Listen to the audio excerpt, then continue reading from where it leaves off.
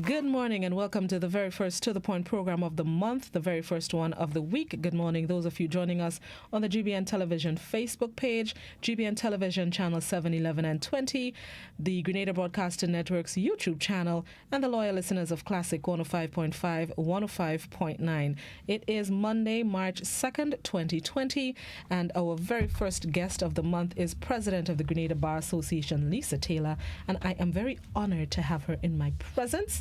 Good morning, Miss Taylor. Good morning, Miss Blossom. How do you do? I'm good. How you do? I have, I'm alive. That's always a good start. Yes, that's a good start. That's a good start. Nothing else is important. You get up in the morning and you have health to face whatever the day brings, count your blessings and put one foot in front. Absolutely. Get on with it. I like that. Thank you very much for gracing us with your presence this morning. No trouble at all. There's no gracing here.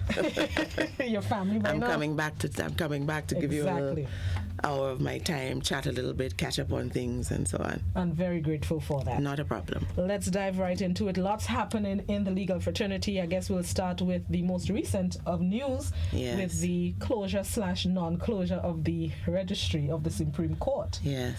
Just last week we heard from the GBA that of the closure. The minister, however, said it's not a closure, it's a relocation.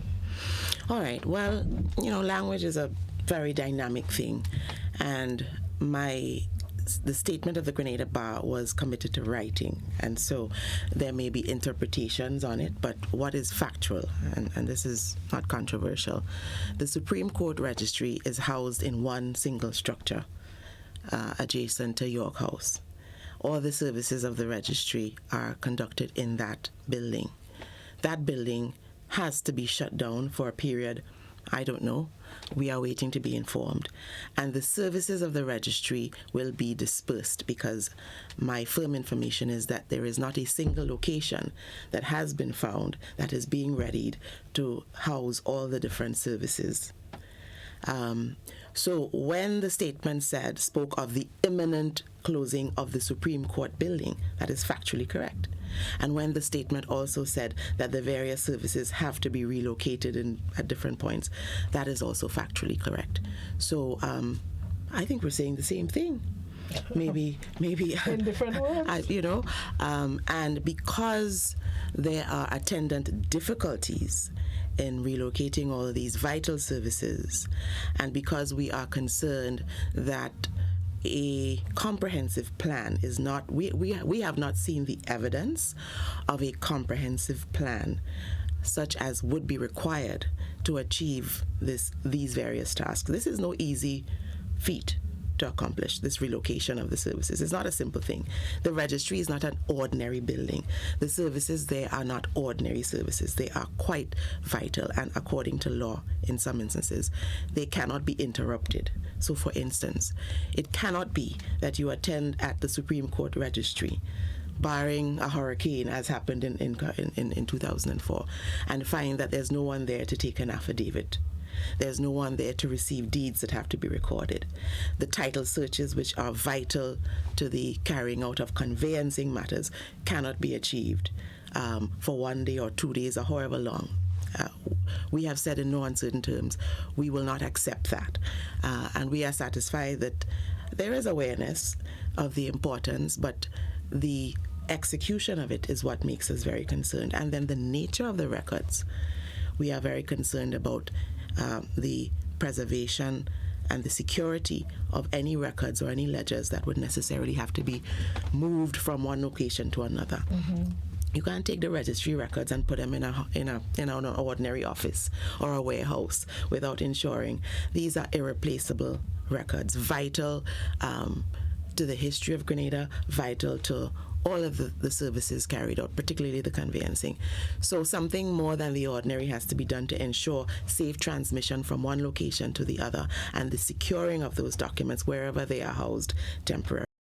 The registry has a budget. The budget of the registry will not ordinarily be sufficient to take care of this extraordinary circumstance that has developed. And so something more than just what is normally done has to be done. And it will necessarily involve more than the registrar and her staff because of the nature of it.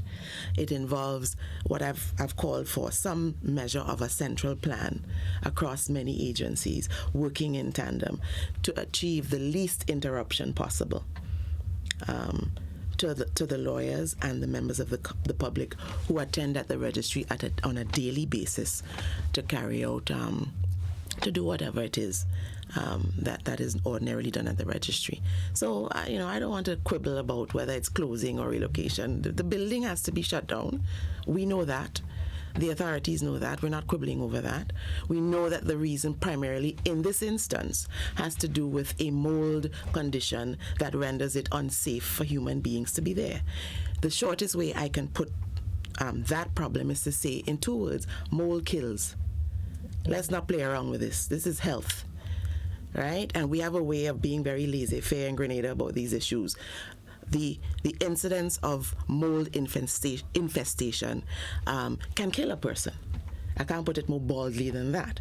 And so if you have information that there is a degree of mold infestation in any environment where people have to be on a daily basis, you get them out as fast as you can, and you do what is necessary to treat the mold to a degree that people can safely return. That is what is afoot here, right? And let's not play around with that. This is important stuff.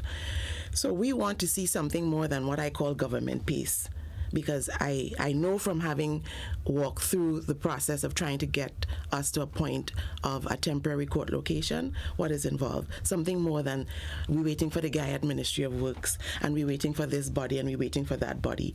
There are certain times when a level of urgency has to be applied to a problem, and we haven't seen that urgency about this particular problem, and that's what we want, that it be done urgently, efficiently, and effectively. How long has this problem been in existence? Well, give or take a month or 10 or 20 years. You see, the issue of the environmental degradation of the registry is not a new one. The mold problem, which has now become acute enough to render the building unsafe, is not something that would have happened yesterday or last week. This is something that has been building up. We have had the suspicion at the bar because of the number of instances of staff and people who go to the registry experiencing ill health. I won't go into any more detail than that. So that anecdotally, you hear these stories, and we've always had this concern that that building probably is a sick building. The environmentalists know what they mean when they say a sick building. That has apparently been confirmed. But that process has gone on over many, many years, I would suspect, subject to confirmation or correction. It has now been brought to a point of urgency and requiring immediate action. But the breakdown of the registry as a building, all of the very many problems. There are problems with the roof, problems with the flooring, problems with inadequacy of space. And now we know that there's a mold infestation to the degree that it has to be treated as a matter of urgency. That has happened over years. We've been, I listened to your program sometime last week, and I wonder how anyone reasonably can say that the bar has not been highlighting that we have a problem at the registry. When we were bringing advocacy to bear on the court issue, I distinctly remember reading from a document that dates back to 2001, a communication from the Grenada Bar Association to the powers, whoever they were at that time, 2001. And one of the things we were highlighting was what we at the time saw as a pressing need to attend to problems at the registry. We are in 2020, and we have from time to time continued to highlight that, and the problem hasn't been attended to any sufficient degree, so it's got worse. Mm-hmm. We have a way, and I want to take the opportunity to give your fraternity a little bit of a knock this morning. Part of the problem is the way that this thing is. A press statement comes out and it highlights the fact that the environmental problems at the registry have reached a point where we've got to shut it down and move the services. Mm-hmm. And how does the media report that? Lawyers are upset about the registry. That's not the story. Because I know the media finds it fascinating to frame things in terms of somebody being anti-something. Two sides at war. That sells newspapers and spices up a news headline. But truthfully, if you'd read that statement, the real story is not that yes, we are upset. We've been upset for more than 20 years because we've been calling for action and no real action has been taken. The real story is that the environmental conditions have reached a point where you have to shut the building down. That's the story. That's the story. It's not, and I constantly urge people to consider this is not a lawyer issue. The registry is there to serve the public. Yes, the lawyers have to access it. Their clerks are there. Many of the things we do are vitally connected to the registry. Virtually everything we do as part of the legal services we offer will be connected in some fashion to the registry and the services there. But who are these services for? Members of the public. And so if we are highlighting, as we have to do, that it may not be safe to be lingering in a place where there's a mold infestation, we have a responsibility to alert people to that fact. And so the fact is not that we have done so. The fact is that those who have to take care of that problem have not been doing it in a timely way. That's the story. Understood. You know what I mean? It's not lawyers again fighting somebody again. That's not the story. And I think we need to move away from that. It's a simple way to report on an issue, but if you really delve into it, that's not really what the point is that we were trying to bring across. So I thought I'd give you all a little knock this morning. Understood and taken, and I'll pass it on to the powers. Yeah, all of the media, really. Thank you. But how would this closure/relocation affect the operations at the court system? Because for years we've been speaking about backlog of cases, and now with the registry needing to be moved, would it affect proceedings? It can't help it. Of course it will. We're coming off a period where the court itself was shut down for a period. We're relocated in a temporary space. I'm going to keep saying that uniformly until we have a permanent space, because by no means can we treat what is happening at CLICO as a permanent solution to the problem. So a backlog which was partly reduced when we had the Juris project a few years ago, built back up. And the registry is responsible for scheduling matters and among other things. We expect that until things are righted, it's going to have an effect. So that's not going to help. So we just seem to be lurching from, and people shy away. I am going to be consistent. This is a crisis situation. I don't care who wants to come up with more euphemistic terms. We're just lurching from one to the next. So we seem to have settled down. We still have some problems. We have physical accommodations. We have judges. We're ready to do work. We're ready to try and deal with the backlog. And then we have this. And if you don't put a plan together that takes care of the relocation in as seamless a way as possible. One of the very difficult things about the registry is that it houses a vault. Now, the nature of a vault is that it's meant to be a space for protecting important documents. It's virtually impossible. No, not virtually. It is impossible to move that vault. Right. If a temporary location of the registry or its services is underway. As someone explained it to me, the vault and the registry are practically one and the same. You know where has a vault in town? The former RBTT building. You know what would have been nice? If that RBTT building had in fact been purchased by the government as we had been promised, we would have had a vault that could have accommodated all the documents of the registry while we're working through this new problem. But water under the bridge. I won't go there. This morning, Blossom, I would have loved to come to you, and I will turn my attention now to speak about Law Week. Mm-hmm. Law Week is an institution. We credit our former president, Ruggles Ferguson, whose vision it was to create Law Week as a focal point for issues of common concern to lawyers and the public. And for many years, we've held Law Week on an annual basis, and there have been some features that have been consistently done during Law Week. We experienced some challenges, some of them having to do with other things that we were preoccupied with, notably the court issue, among other challenges. And we have traditionally held Law Week during the period October. That wasn't possible last year. We're determined, even though we are now in the midst of this new issue, that we must forge ahead. And so we started Law Week yesterday. A group of us attended at the Presbyterian Church. We were accommodated very warmly by the congregation there. The theme for the week is, and it's pretty obvious why we chose it. It's responding to crisis, striving for excellence. Self-evident, and this was chosen even before this current issue that we're contending with, and the week will continue. We are on Monday. I am with you today as part of Law Week.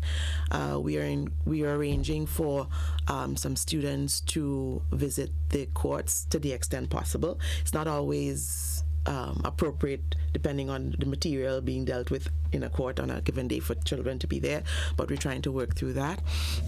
I would consider the highlight of the week is the annual moot with the TAMCC students. Right. That has been one of the consistently successful events of Law Week.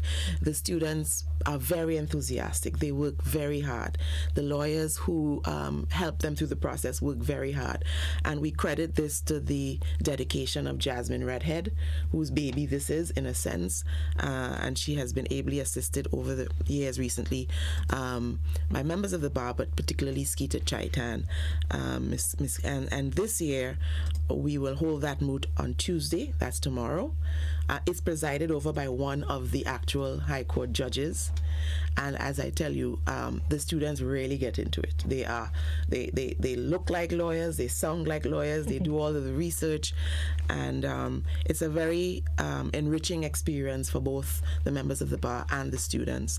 And I will tell you, out of that program, if you want to call it that, or out of that event, there have been actual TAMCC students who have gone on to join the profession.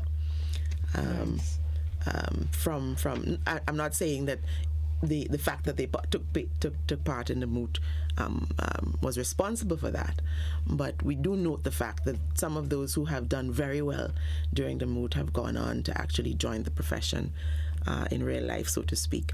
We will visit Her Majesty's prisons, as we do every year. We are amassing a collection of items suitable for those, particularly who are on remand, toiletries and things of that nature. We will have a forum on Thursday, but that's an internal forum.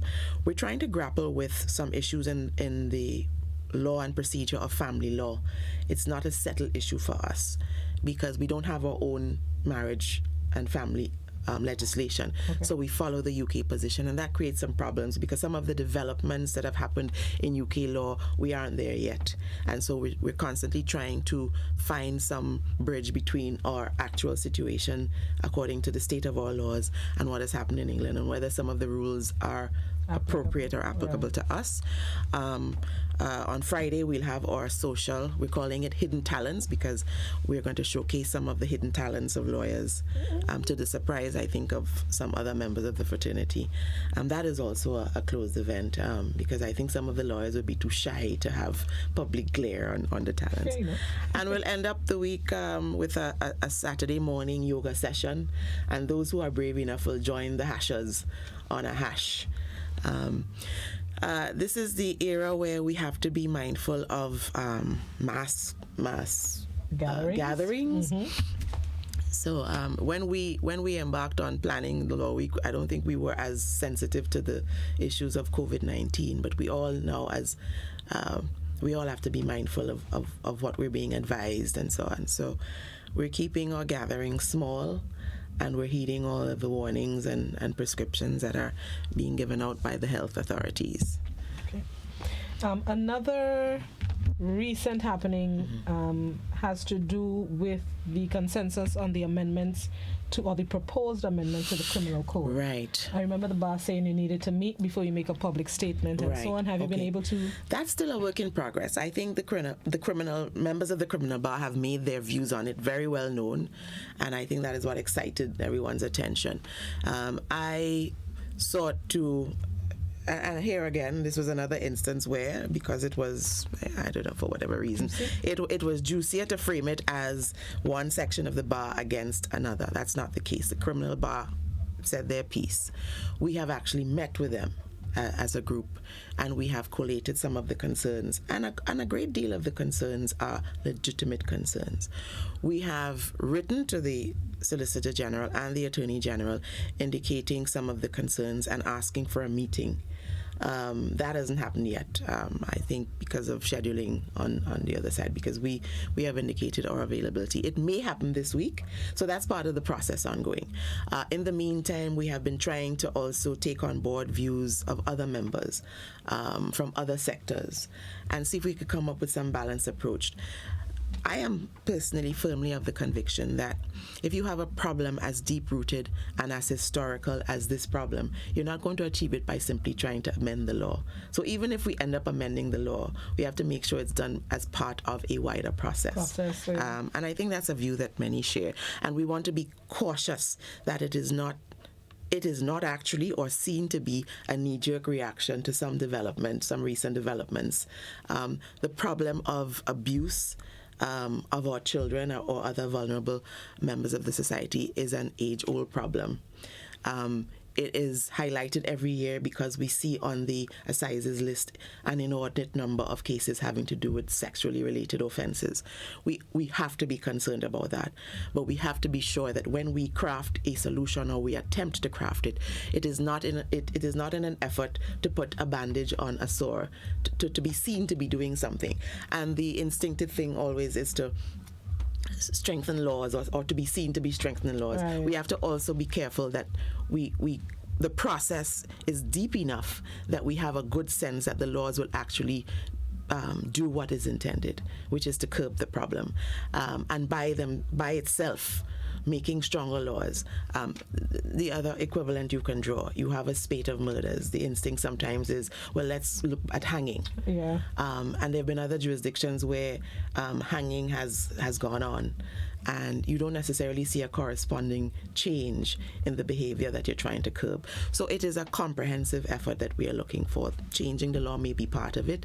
We're not sure that we agree yet that the amendments as framed will do the trick, whether by themselves or in concert with other things that we may have to explore. So that is where we are. The door is open. We're continuing the process, and when we safely think we've reached a point where we can speak as bar as far as possible on a consensus basis, this is the position of the bar, and the position would have been reached having consulted with various interest groups within the bar and without, we will make that statement. So we wait now to have that meeting with the Attorney General, whether this week or I know this week the registry issue will probably take center stage as far as his preoccupation. But we are open to it, we are committed to it, and we are going to continue that process. You said you met with the members of the criminal bar, hearing their concerns. Right. Do you, whether as the association or personally, share their sentiments agree with some of what they are saying in terms of their concerns with the amendments, the proposed amendments? Some of them I may share, some of them I understand why they have that concern. One of the concerns has to do with the possibility of there being a constitutional breach. And if you're passing laws that will offend or can offend the Constitution, you have to be mindful of that. You have to be concerned about that. So the amendment may have to be recalibrated or reconsidered if, in fact, it turns out that it is a constitutional breach. We don't want to see a situation where you are amending laws that have the flavor of assisting more heavily the prosecution side, right, while at the same time not being concerned that many of the offenders who come in contact with the law will be unrepresented. And if you tip the balance too heavily in one direction, because remember, the presumption still applies. And while we want to be seen to be doing something forceful and dynamic to arrest this situation, it's a dire situation, we want to make sure we get it right.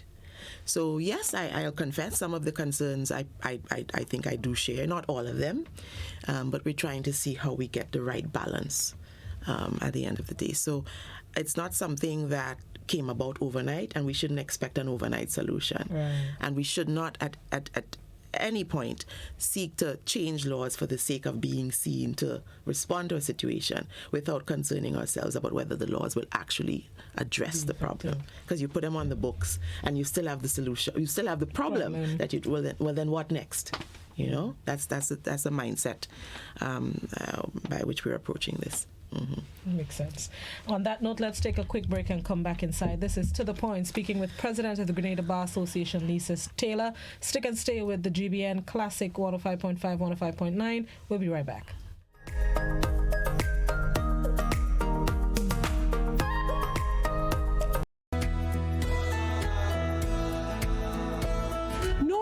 That's not how you cross the pedestrian crossing. Really? One day I just woke up and I saw pedestrian crosswalks on the road. No one really showed me how to use them properly. Well, this is how it's done. You never cross before doing these things. They might save your life. First, when you get to the crosswalk, you stop. You look left, you look right. If there's a vehicle coming, you put your hand out, making eye contact with the driver, indicating that you want to cross. And only when the vehicle comes to a complete stop, you quickly cross to the other side.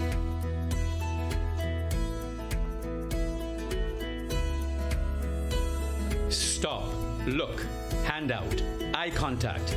Wait for pedestrian to cross to the other side, then you happily continue on your journey. This message is brought to you by this group of insurance companies, the Traffic Advisory Body, and the Traffic Department. Since the announcement of the coronavirus outbreak in China, the well-being of students in that country became a concern. As the impact of this virus becomes more visible, emotions are at a boiling peak. Some students in China are pressuring government to bring them home through an online petition. The debate now raging is to bring them home or not. That's the issue GBN brings to the table Monday evening beyond the headlines. Join host Odette Campbell and panelists representing the government of Grenada. You can make your contributions via the GBN Facebook page or by calling 440-1252 during the program. Join the discussions on the next Beyond the Headlines at 8:35 p.m. live on GBN Television and Classic Radio. Beyond the Headlines, rated number 1. Stomp out careless or intentional bushfires, dead out. Youths, hunters, smokers, let's prevent bushfires. Here's why. Yeah, bushfires. The shorelines wet, crops should be bushfires. Can't eat the food, scarcity, threatened biodiversity, cause water shortage, water calamity. Bushfires, the watersheds deplete, water quality, threaten property, life and security. Bushfires set intentionally, water sanity. Bushfires can cost millions in losses annually and are often caused by careless or intentional actions indictable under the law. Forests are life-giving. Save them. A message from the Fire Department of the Royal Grenada Police Force and the Caribbean Open Trade Support.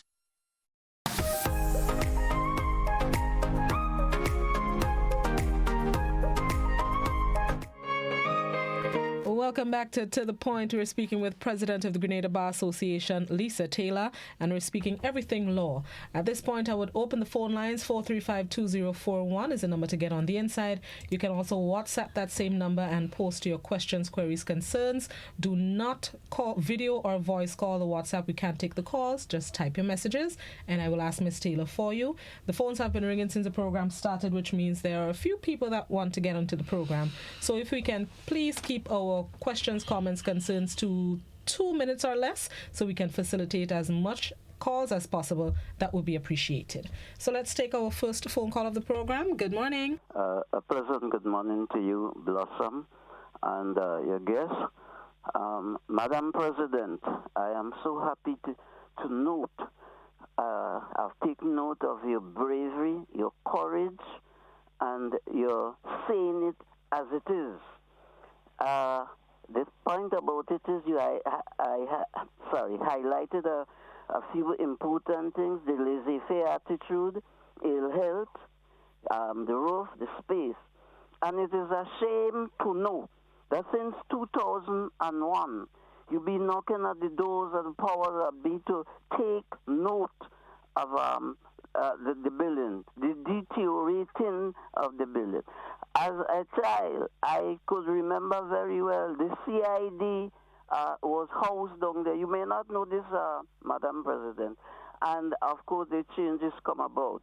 And I must also state that the good work that the Law Society is doing, I have to compliment you all for that. Now, I don't want to be going above the time, but continue the good works and have a very good law week. Thank you. Thank you, caller. Thanks very much. Well, as the caller says, these issues are not new issues. And I mean, we're responsible people. We know that the budget is not limitless. But over and over, we see a repetition of the same thing. If you don't attend to a problem when it's in its nascent stage or when it's manageable, and you leave it to become such a great, ultimately it costs us more money, you know. I mean, so if you're looking at it from just that standpoint, we've seen countless examples in our nation state where that happens. And I don't want to lose sight of the fact that the billing is one thing, the records we've been calling. I know that they're working on scanning and all kinds of things, and we hope ultimately, we know the process that started where they were going digital was interrupted. By now, we ought to have been able to have all our records digitized. For one reason or the other, I'll let the powers that be come and give their explanations as to why that is. But the deterioration of the records, people have to understand when some of these records go, they cannot be replaced. You have copies maybe in one place or the other. And this is the life, this is our history. Mm-hmm. The vault at the registry doesn't just contain mortgages and conveyances. It is an archive of sorts. We don't know what has happened with our national archives. I have not heard a definitive statement about that. We know the state of the library. We can't allow something like that to happen with the records at the registry. So this is why we keep the advocacy up. And as the caller has noted, this has been going on for a very long time. So you can't say, you weren't aware. Mm-hmm. It's a matter of priority. You've given other things priority over very many years, and now you're dealing with a problem that's much bigger now than it would have been had a plan been put to address it incrementally. A writer on the WhatsApp noted that she remembers in 2007, the Prime Minister and the Minister of Legal Affairs then took a tour of the building, and they were made aware of the conditions. It's not a matter of lack of awareness. It's a matter that no attention has been paid in a timely way. So no one can say that this is news of any kind. It's reached a peak because now you have to react, as we tend to be doing all the time, to something that can't be ignored any longer, and it's an issue of health in this instance. And let me tell you, when you see mold is about a building, it's the walls, it's everything in the building, including the records. So the process of cleaning it, where do you put those things to make sure that, they're precisely, and then you have to move them back. So it's a very complex problem. And so a complex problem that requires a response far better than what we're seeing. Good morning. Good morning. Yes, I'm calling. I think laws should be made to protect our society and to cushion the fabric of our country. I believe also that the laws should not be made in a cantankerous way to have a back and forth with the population. Secondly, in India, the judiciary and the government, there is tension there off and on between the judiciary and the government. I hope this situation doesn't come to our shores to disrupt our country. Thank you very much. Thank you, caller. Well, I'm not sure what is meant. The people may find this ironical. As much as we shine a light on issues that we consider to be important for the profession, for the legal system, for the public, we continue, and I dare any functionary, whether AG or whomever else that we have to deal with, to say otherwise. We continue to cooperate as far as we can, but the fact that we're cooperating doesn't muzzle our mouth, that we don't get to say what we think it needs to be said. We have a bench bar committee, for instance, that meets on a fairly regular basis, where members of the judiciary and members of the bar and other functionaries, the registrar and others, we sit and we have open dialogue about some of the issues concerning us. So I don't know that there's necessarily anything cantankerous about shining a light on issues and calling for attention to be paid. And I don't know that necessarily will engender tension. There are those who don't like to face up to criticism. That is the nature of the thing. But public figures must accept that if you sign on to do a job, and that's what you do, you sign up for the position, it comes with tough choices, tough decisions, and sometimes you'll get tough criticism. Doesn't mean there's anything personal as between, the various. We say what has to be said, and you do what you have to do. It's as simple as that, really. There's a question on the WhatsApp. Will the Sir Archibald Ned lecture series be reconvened this year? Yes, we are determined. There's been a break, and we've lost the momentum. We're acutely aware of it. For one reason or the other, last year we had someone lined up, and it was very difficult to get them pinned down to a date, and eventually the time went by. But it's one of the commitments this current executive has made, that we are going to make sure that the Archibald Ned lecture takes place this year. We have other initiatives that we are looking at. One of them I would have highlighted on a previous program is a collaboration with the Juvenile Center at, is it Grand Bacolet? Yeah. We are working with those who are in charge of the center to come up with a program to assist the occupants there. I don't think inmates is the right word. The occupants of the center, the residents, to help them navigate the court system a little better. A number of these young persons may be unrepresented, and it's an intimidating system for adults, far less minors. So that is something that is in the pipeline, and we're going to try and make at least one attempt to get a program together before we demit office. We still have to work out the logistics of an initiative that former Commissioner of Police Ogilvie, Nesta Ogilvie, reached out to us to try and assist with a program of rehabilitation that is ongoing at the prisons. We haven't yet fleshed out the nature of the collaboration, but it's something we're still committed to try to do. Right? Okay, let's go back to the phone line. Good morning. Good morning. I kind of find out if you have somebody in the prison on remand, if it's a possibility it could come out. In what circumstances? Okay, the person is on a rape charge, and they send them to the high court in the prison. So. All right. Well, thank you, caller. Anyone who is awaiting trial may apply for to be admitted to bail once the conditions are available to you. So I don't know. I think that's probably what the caller is thinking of. So I don't know if a bail application has been made or refused. And sometimes you can even take it further than the High Court. If you consider that there has been an improper refusal of a bail application, you can take it through the court system.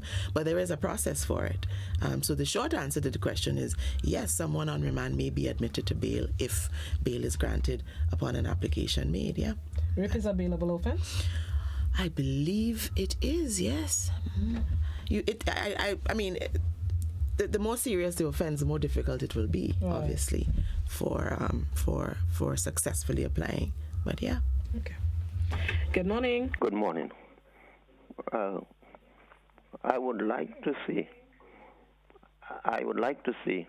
that I'm a little bit hesitant with the first caller who tried or congratulated the Bar Association for what they have achieved. No.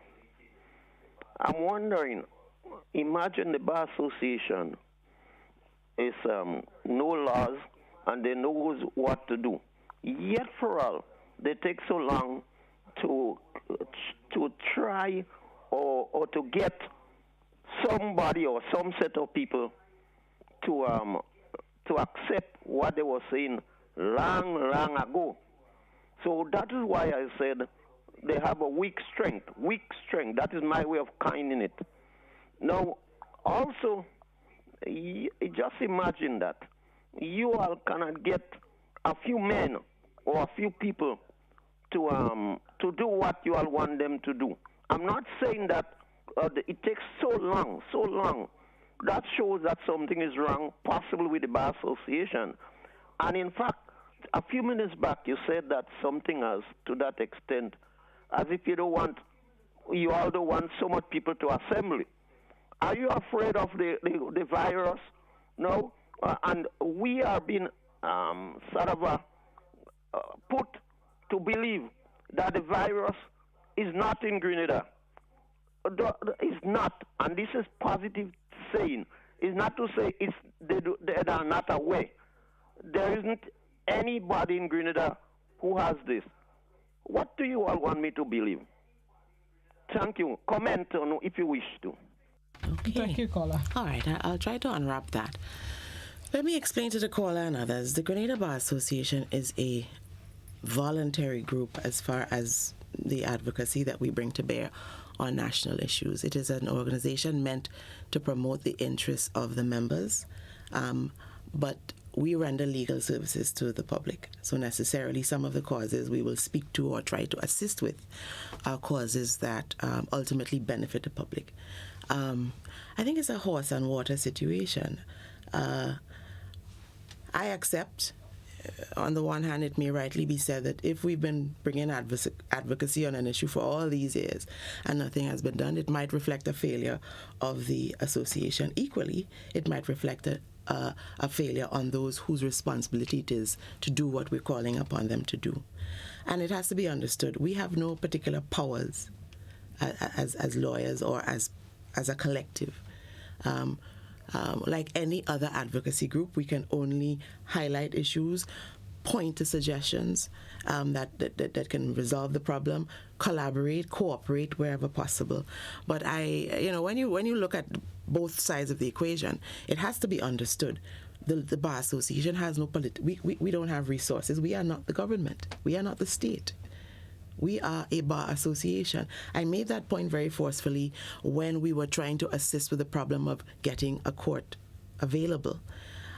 I want to suggest that the Bar Association extended itself beyond the bounds of what really one should reasonably expect, to the extent that we got involved in that process. So much so, I think it became a confusing thing at the end, that people were assuming there were things that we ought to be doing and that were outside of our remit. The responsibility for making sure that we have a legal system that is functioning is the government's, not the Bar Association. The responsibility for making sure that the Supreme Court registry, the plant, the equipment, the resources, the building, the storage of records, that responsibility is not that of the Bar Association. It is the government's. And so I want the caller to understand that if it is that government after government, because this has been going on, has not been responsive to this and other issues, a question has to be asked, well, why? Why isn't this being given priority? Because by not responding to us, there may be some who think that they are spiting lawyers. I don't know. I mean, it might be as foolish as that we are not an interest group that they have any particular concern for, but it must be remembered, we serve the public. So if the issues we are speaking to affect the public, then if you don't respond, you are also short-serving the public. And that is really the issue. I made the comment as a about the coronavirus. We are people of the world. We watch the news. If the caller took from what I said any intention to say that the virus was here, well, that was certainly not my intention, and I categorically clear it up. No, I'm not making any statements. That has to come from Dr. Martin and those from the Ministry of Health. The point of the fact is, the coronavirus has now reached the Caribbean.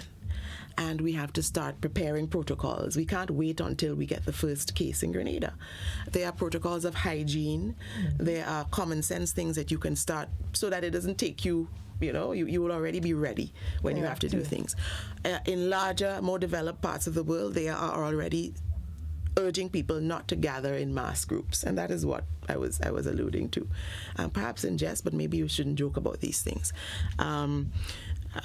So I want to make sure that the caller is aware that I'm not making any statements or pronouncements that ought to come from the state.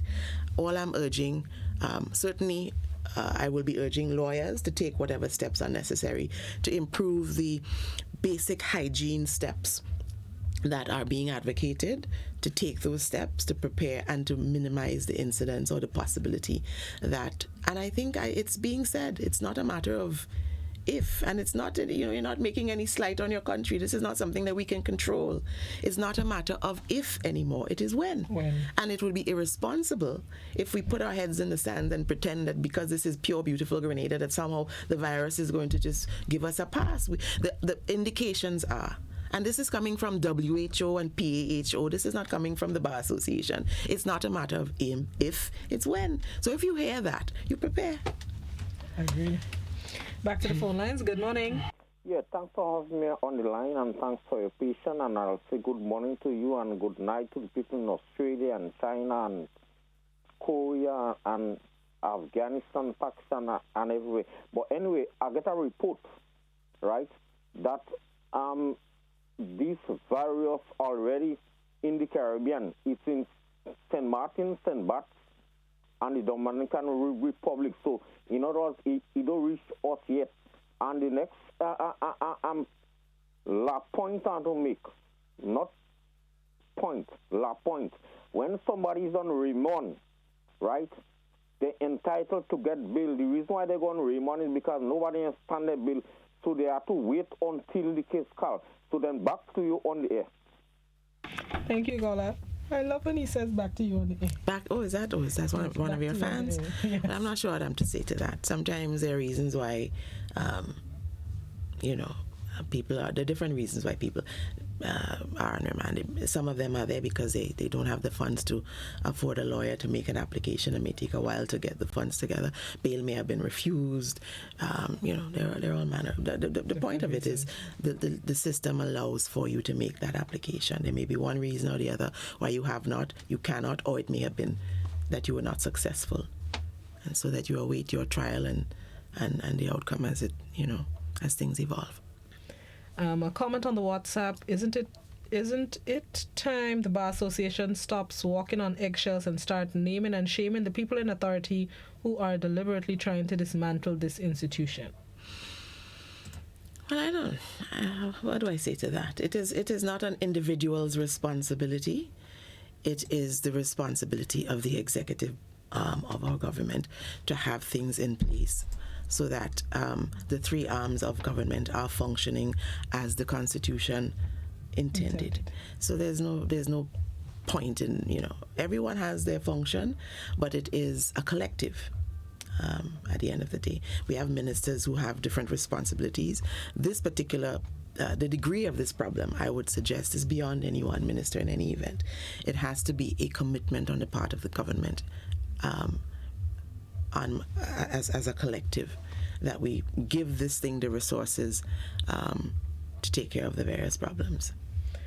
Somebody on WhatsApp says, Ms. Taylor, you speak very well and clearly. Keep up the informative work. Well, I accepted this responsibility and I must discharge it. That's that. Back to the phone lines. Good morning. Yes, ladies, it's me again. Now, the question of rehab is Grenada following the whole like United States and England, etc., or the business of rehab, is it handed down from government? When I say that you pass a law, okay, prisoners now must be rehab instead of treating them harshly. Personally, I am thoroughly against the business of rehab, because what we see now, people go to jail and they're anxious to go back into it. Let me hear you, please, Madam President, on a matter like this. Thank you, Kola. Okay, I think I heard him to say rehab. There are various elements to that. For instance, if you commit an offense that is connected to some form of substance abuse, and this is where your Carlton House or something of that nature would come in. Now, part of the prison program, as I understand it, prison is for punishment. Prison sentences reflect the public's abhorrence about a wrong being committed, a breach of a law.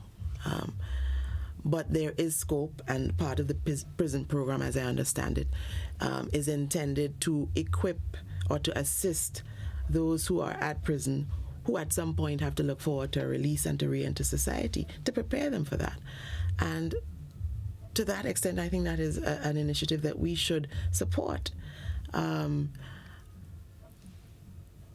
Because if you give someone who has spent a term of years in prison the tools necessary to re-enter society and to become a productive member of society, you perhaps can be reducing the incidence of repeat offenses, where that person then, because when they come out, they are at sea. They have no support base. They can't get a job. They can't be a productive citizen. They may resort to some of the very things that cause them to be in prison in the first place. And that is the basic premise of a rehabilitation program. And I see nothing that we should condemn.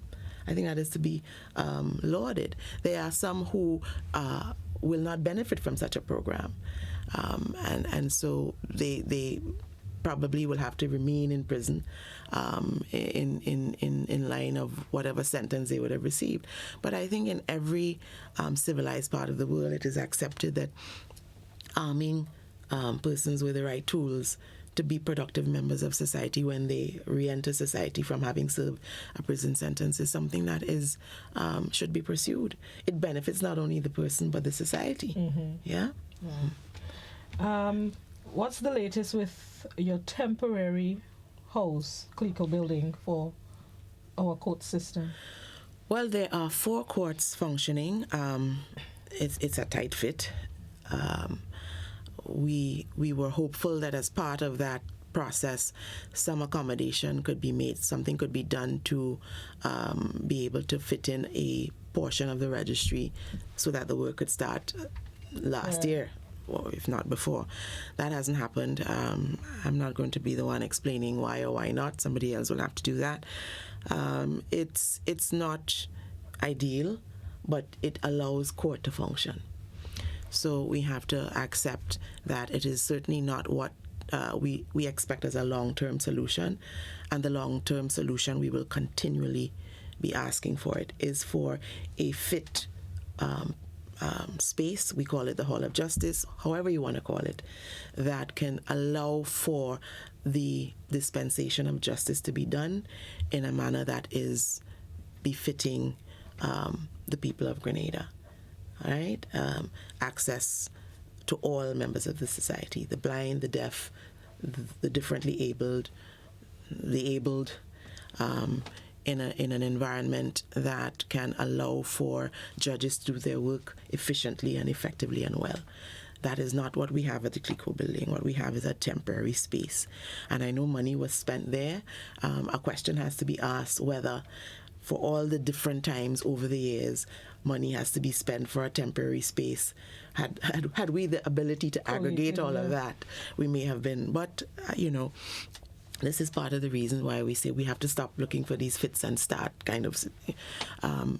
I understand in the last budget presentation that there was a commitment made that that project would start in some form, whether completion of designs. We're not sure because we don't. What we hear is the opening of the law term in January. We again heard it from the Attorney General. We're looking at the plans. Last year they were finding the plans. Well, they found the plans. Now they're looking at the plans. We want to see when the plans will actually turn into brick and mortar. We were told, I think, in the budget presentation that should start this year. We haven't seen any indications of it. We wait to be informed. But we want to make it very clear that what is happening at the Clico building is not meant to be a final solution. It cannot be.